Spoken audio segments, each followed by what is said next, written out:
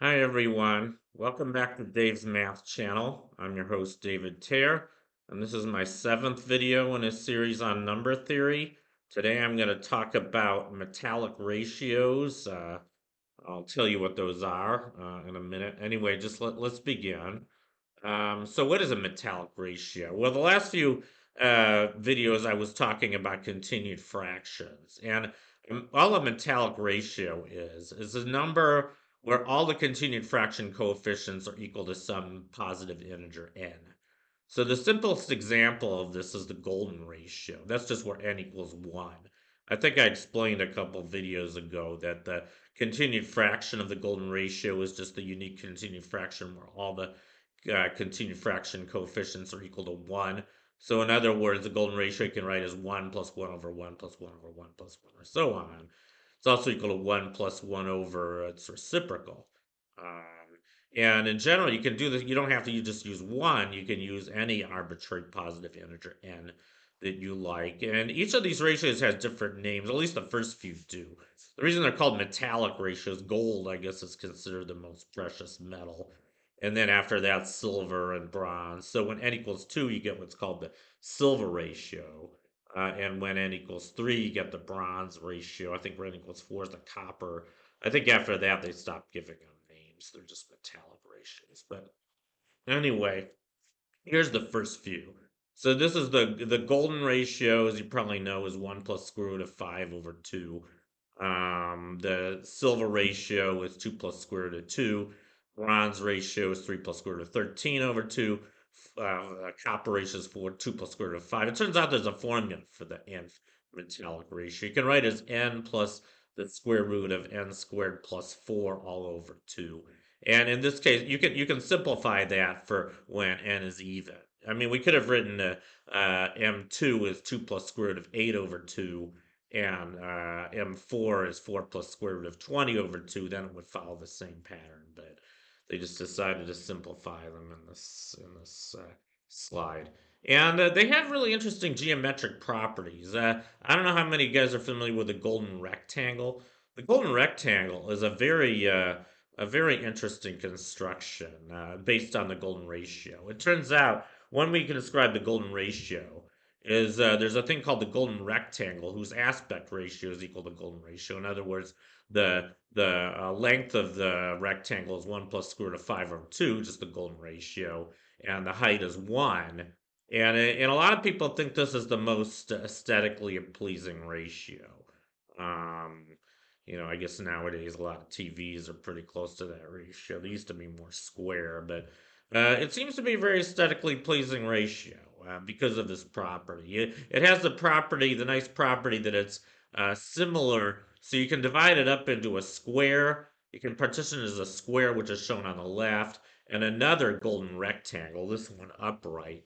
So this rectangle on the right turns out to be similar to the entire rectangle. And you can do something kind of similar with the other metallic ratios. The silver metallic ratio, instead of using just one square on the left, you have to use two squares. So it turns out that the silver rectangle is the way you partition that is you draw two squares on the left, and then it turns out the rectangle you're left with is another silver rectangle. Similarly, for the bronze rectangle, you have to put three squares on the left, and then you get another bronze rectangle. And one thing I think is really fascinating about these rectangles, you can make spirals out of them. These things are called the gold. The thing on top is called the golden spiral. So the way you're supposed to think about this, since you can partition, the golden rectangle into a square and another golden rectangle, you can do this as many times as you like. You're still left with a golden rectangle on the right.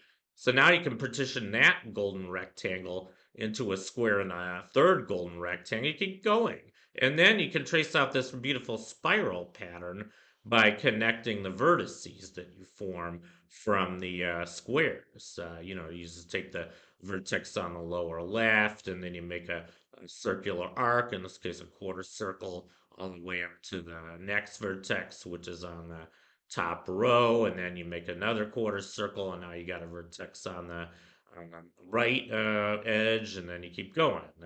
And you can make this beautiful spiral called the golden spiral. And you can do other spirals for the other gold, metallic ratios. I guess they don't look quite as pretty, but here they do the same kind of thing. They make a silver spiral in the middle, and then they make a bronze spiral on the bottom. So you can do this for any value of n. And um, and not only can you work with rectangles, but it turns out that some of these metallic ratios are useful in terms of certain types of regular polygons. For instance, it turns out that the golden ratio, if you have a regular pentagon of side length 1, and then you take a diagonal, the length of the diagonal turns out to be the golden ratio. And similarly, if you have a regular octagon, if with side length 1, if you take the longest possible internal, well, not the longest, but you take this particular internal diagonal they're showing here, that turns out to have length that's equal to the silver ratio, 1 plus square root of 2.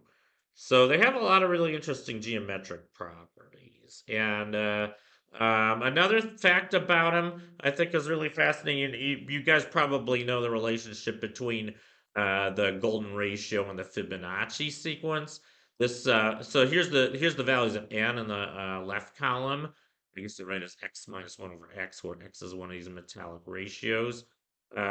So it turns out that you can make a sequence. I'll just explain to you how you get the Fibonacci sequence again. So you start with two ones, and then every other element of your sequence is the sum of the previous two. So 2 is 1 plus 1, 3 is 2 plus 1, 5 is 3 plus 2, so on. Well, you do something similar for the other sequences. It's just that for, say, the second sequence, you start with a 1 and a 2, and then every other sequence, you have to actually multiply the, the last number by 2. So in this case, 5 is 2 times 2 plus 1, which is 4 plus 1. 12 is 2 times 5 plus 2. 29 is 2 times 12 plus 5. You can keep going like this. And just like the limit of the ratios of two consecutive Fibonacci numbers is equal to the golden ratio, it turns out that the ratio of two consecutive members of the second sequence, these are known as Pell numbers, by the way. You take two consecutive Pell numbers and you compute their ratio. That ratio approaches the silver ratio. And you can keep going like this. You can keep doing the same kind of recursive equations for all these other sequences. Third sequence, you start with a 1 and a 3, and then every sequence is equal to 3 times the last one plus the previous one, and so on. I mean, all the way up to the ninth on the slide. So you start with a 1 and a 9, and 82 is 9 times 9 plus 1. 747 is 9 times 82 plus 9. You can keep going. Keep taking ratios, consecutive elements of each sequence. That gives you the corresponding metallic ratio. Pretty beautiful, I think. Anyway, that concludes my talk on metallic ratios. I hope you enjoyed it, and I'll see you guys next time. Thank you for watching, and long live man.